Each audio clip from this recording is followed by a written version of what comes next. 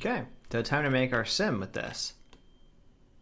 Although looking at it, I feel like I remember when we did this before. It was kind of right on the middle. It is though.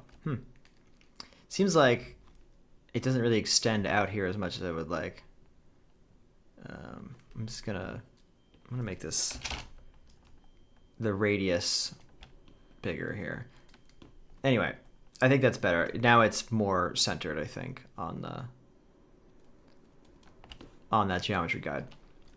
In any case, so we're gonna make the sim now. So make a dot network. I'm gonna put this into the first input and the volume rasterize attributes. I'll even put I'll say vel. This could be density. Very good. So now we gotta, for the first time, finally in this lesson, we're gonna actually set up a simulation. Although it's gonna be pretty bare bones. So make a smoke object sparse. Let's make a, we'll make a pyro sparse. Plug that into that, plug that into that. We're gonna do the usual, we turn off dissipation. Well, we can set up our own dissipation on here. We do actually want to set up our center and max size here. If I come back out, remember that box we set up earlier with our velocity field? That's basically going to be our de facto max size because that's the only place we have our velocity field for. So let's grab the size first. So I'm going to press back and paste relative references onto the size one. And then we'll go to the center one, copy that, and relative references there. Good.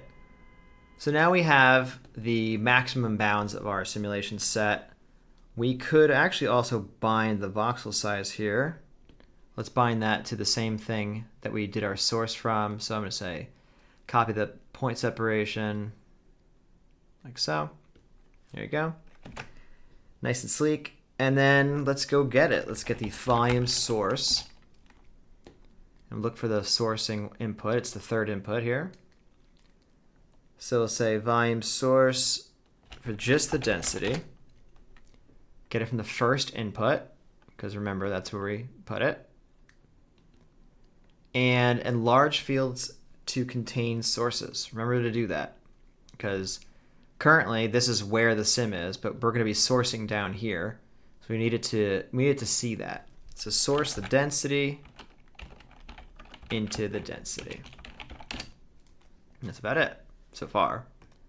So there it is. It's coming into the sim.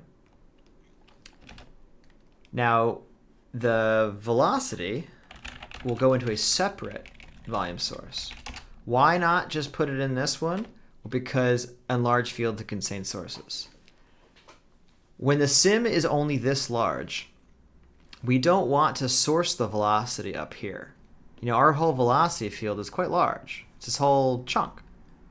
There's no point of it to sim velocities up here if there's no density up there. Or at least there isn't any point in our case. There could conceivably be a point, but... So if I had also brought in the velocity here, it would also apply to this enlarge field to contain sources. But I don't want it to. So I'm going to bring it in a separate source here that is the same, essentially, except it's not going to have this on. So now we're going to source a velocity, or rather, I guess it's just V, but it's going to put it into vel. Pyro expects vel, although Houdini Sops does V. I don't know why, but that's just the way it's always been.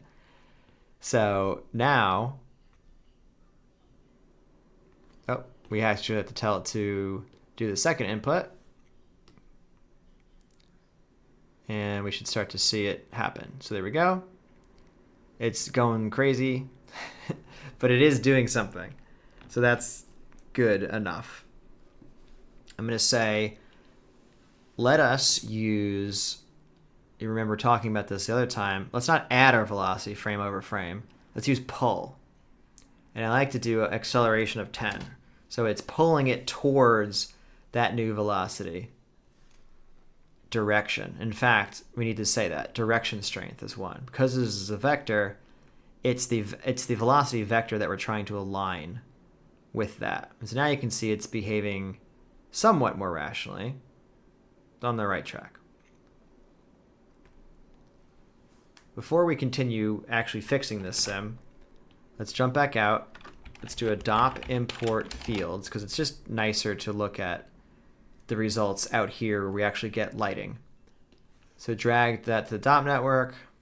The dop node can be the actual smoke object sparse, and we'll bring in the density field. In this lesson, I'm not actually going to get the velocity field, which is weird. Often we would, especially for velocity motion blur. I don't think this is going to move fast enough that we're going to need it. And again, it's magic, so whatever. But I just don't feel like wasting disk space on it, and I already know that I'm not going to motion blur it in the render because it's just going to make it take longer to render for something that's already going to be kind of complicated to render, and I'd rather you just get it done and rendered rather than it take up much more disk space, memory, and time to get a slight motion blur on it, which I don't think is necessary for something moving this slow. So if we did need it, we would press plus and we would type vel here and make it invisible. And then when we get it, you can see, indeed, it'll click. There it is. The velocity field's coming in. I am not going to do that in this lesson. I don't think you need to either. So don't worry about it. Okay. So we did that. And I'm also, before we continue, I'm going to set up our file cache to actually cache this thing. File cache outer smoke. This can go in our data directory slash sim, maybe, and then just whatever the name of this node is, dot version 0 dot frame number dot bgo dot sc. Now, normally we would just rely on, well, 1 to 72. That's what our frame range is.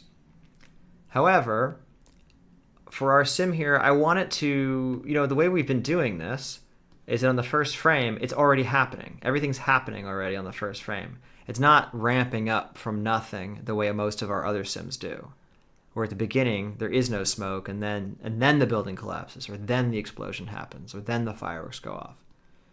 In ours, it's going to be in media res. So we're going to actually need to simulate many more frames to get our simulation up to speed. And then we'll just time shift to get into the frame range later. So all that is to say, break this. For now, let's just say we have to simulate 240 frames. Maybe we can scale that down a little bit later, but that's probably going to be right. Cool. So now let's figure out our sim itself and why it's going so crazy. There we go. So this is what we're dealing with right now.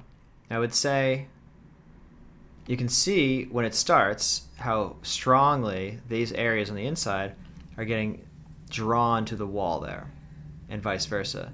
So it's probable that maybe we don't want the full suction, which I think I had perhaps alluded to earlier, but let's do it for real now.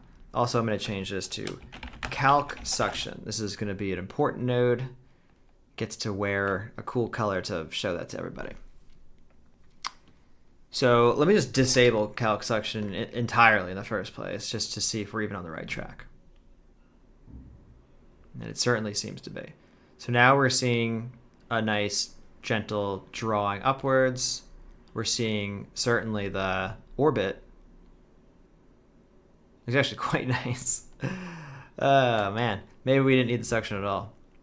I'm gonna put maybe just half suction back. Yeah, that's definitely not too bad.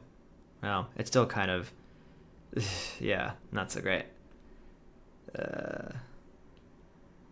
Man, maybe do a tenth of that. So now we have some suction, so I feel like I at least justify having it on here. I mean, it is good to, I guess I should figure that these suction vectors are actually quite large, the further you get away from it especially.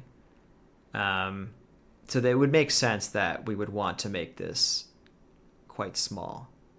Because all these other vectors are normalized, meaning they're all 1 unit length, but the suctions are not, because they could be quite long depending on how far it takes to come in. That said, I'm gonna play this low because it looks like it's working pretty well without the suction anyway. Let's at least run a cache, see what it looks like, and then we can judge from there.